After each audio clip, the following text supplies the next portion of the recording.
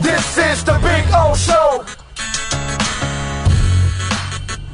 This is the Big O Show. Friday. All right, man. Listen, I am really, really, really, really proud of the Miami Dolphins today.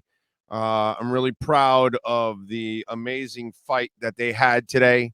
I know it's not it's we turn this game on, right? And let's be honest, right? Because this is the kind of show that we just lay it all out there and we tell you exactly what's going on, and we go in your soul, because that's the thing we do in this show. We go in your soul, okay? And deep down inside, when you started this game, you feared it.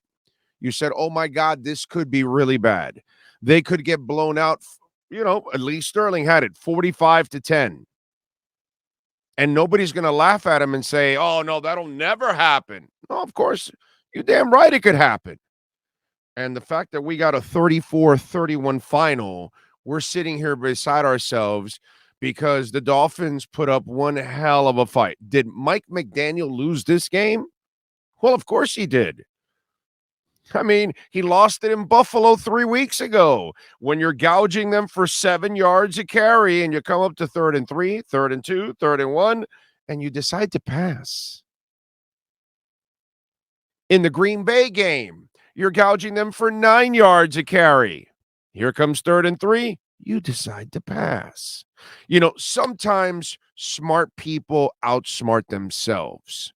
And Mike McDaniel is a guy that has a major problem. And that's why I've said, pretty much all year, he's a mediocre game day coach, and he has to get better. Listen, I'm a Mike McDaniel fan all the way here. Okay. You got to come back with Mike McDaniel. You got to hope he learns and grows. Hey, Skyler, by the way, Skyler grew. We'll get to that. But anyway, so McDaniel has lost several games this year. He put Braylon Sanders in a position weeks ago in that Buffalo game to run a route that he failed to run, and Tua threw a touchdown that he failed to catch because the coach failed to put the right person in. This has gone on all year. He's had trouble sending in plays. He has addressed it on the podium that he's got to do a better job of it, and he doesn't get any better at it. And, whatever it is you're trying to dial up, you have a 7th round pick out there.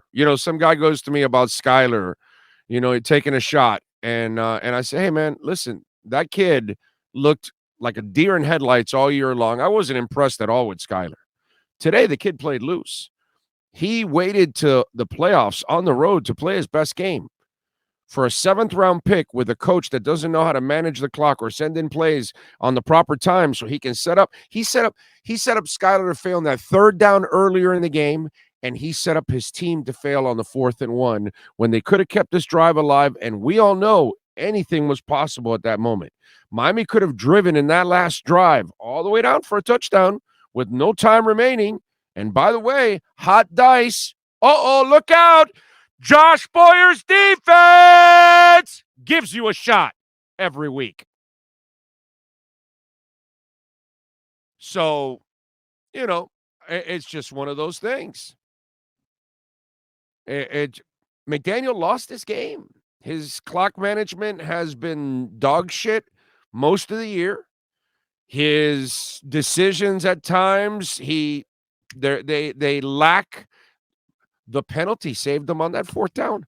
My man was going for it on 4th down. And that wasn't a penalty, it was a timeout, right? It was a timeout that the Bills called. Saved his ass. Then he punted. I tweeted out right away, what are you doing? What are you doing? You got to punt here. Your defense your defense gives you a shot every time, and they've been giving them problems. And one of the things that the Bills will give you chances because they will make mistakes.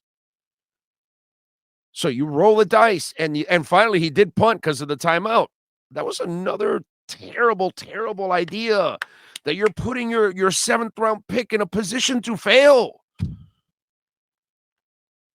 He's got to get better at that. Now, here's the difference. This isn't Cam Cameron. This isn't Brian Flores. This isn't Adam Gase. This isn't Joe Philbin. This isn't Dave Wannstedt. I like this guy. I like this guy. The team likes him. They play hard for him. He's got to grow. I saw Skyler grow today. I was ready to, hey, let's go draft another kid to develop. You know what? I saw enough today that I said, oh, not bad. Now he's got to streamline the way he calls games. He's got to do something. He's got to have a policeman next to him. I'm not saying to have an offensive coordinator, but he's got to have somebody that is on his ass. Much better. Okay? And let me tell you something. You know who can do that next year? Tua. Tua's the one that's got to ride his ass next year and say, yo, stop effing around. Get me the player. I'll call my own. That's what you do. Get me my player. I'll call my own. Tua's smart enough to do that if he wanted to. I have no problem with that. Just get rid of the ball, Tua. You got to learn there too.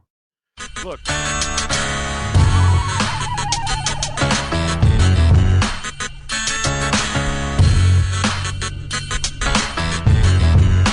This is the Big O Show. This is the Big O Show.